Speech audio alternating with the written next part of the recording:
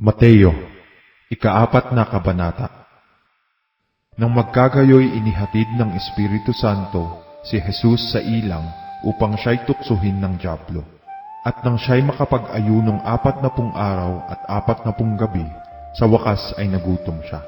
At ang manunukso ay dumating at nagsabi sa kanya, "Kung ikaw ang anak ng Diyos, ay ipag-utos mo na ang mga batong ito ay maging mga tinapay." Datapwat siya'y sumagot at sinabi, "Nasusulat, hindi sa tinapay lamang mabubuhay ang tao, kundi sa bawat salitang lumalabas sa bibig ng Diyos." Nang magkagayoy dinala siya ng dyablo sa bayang banal, at inilagay siya sa taluktok ng templo. At sa kanya'y sinabi, "Kung ikaw ang anak ng Diyos, ay magpatihulog ka, sapagkat nasusulat, siya'y magbibilin sa kanyang mga anghel tungkol sa iyo, at aalalayan ka ng kanilang mga kamay. Baka matisod ka ng iyong paa sa isang bato." Sinabi sa kanya ni Jesus, "Nasusulat din naman, huwag mong tutuksohin ang Panginoon mong Diyos." Muling dinala siya ng dyablo sa isang bundok na lubhang mataas, at ipinamalas sa kanya ang lahat ng mga kaharian sa sanglibutan, at ang kaluwalhatian nila. At sinabi niya sa kanya, "Lahat ng mga bagay na ito ay ibibigay ko sa iyo, kung ikaw ay magpapatira pa at sasambahin mo ako." Nang magkagayoy sinabi sa kanya ni Jesus, "Humayo ka, Satanas, sapagkat nasusulat, sa Panginoon mong Diyos sasamba ka, at siya lamang ang iyong paglilingkuran." Nang magkagayoy iniwan siya ng dyablo, at narito nagsidating ang mga anghel at siya'y pinaglingkuran.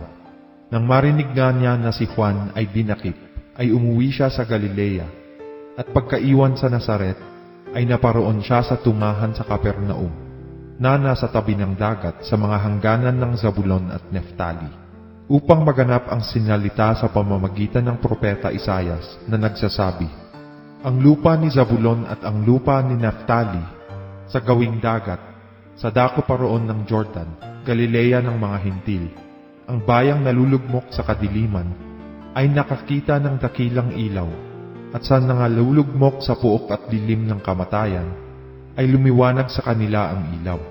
Mula noon ay nagpasimulang mangaral si Jesus, at magsabi, "Mangagsisi kayo, sapagkat malapit na ang kaharian ng langit." At sa paglalakad niya sa tabi ng dagat ng Galilea, ay nakita niya ang dalawang magkapatid, si Simon na tinatawag na Pedro, at si Andres na kanyang kapatid, na inihuhulog ang isang lambat sa dagat sapagkat sila'y mga mamamalakaya. At sinabi niya sa kanila, "Magsisunod kayo sa hulihan ko, at gagawin ko kayong mga mamamalakaya ng mga tao." At pagdakay iniwan nila ang mga lambat at nagsisunod sa kanya. At paglakad sa dako roon ay nakita niya ang dalawa pang magkapatid, si Santiago na anak ni Zebedeo, at ang kanyang kapatid na si Juan, sa daong nakasama si Zebedeo na kanilang ama, na nagsisipaghayuman ng kanilang mga lambat, at sila'y kanyang tinawag. At pagdakay iniwan nila ang daong at ang kanilang ama, at nagsisunod sa kanya. At nilibot ni Jesus ang buong Galilea na nagtuturo sa mga sinagoga nila, at ipinangangaral ang ebanghelyo ng kaharian, at nagpapagaling ng lahat ng sari-saring sakit at ng lahat ng karamdaman na nasa mga tao. At lumaganap ang pagkabantog niya sa buong Syria, at kanilang dinadala sa kanya ang lahat ng mga may karamdaman, at ang mga pinipighati ng sari-saring sakit at pahirap, at ang mga inaalihan ng mga demonyo, at ang mga himatayin, at ang mga lumpo, at sila'y pinagagaling niya. At sinundan siya ng lubhang karamihang tao mula sa Galilea at Decapolis, at Jerusalem at Judea, at mula sa dakong ibayo ng Jordan.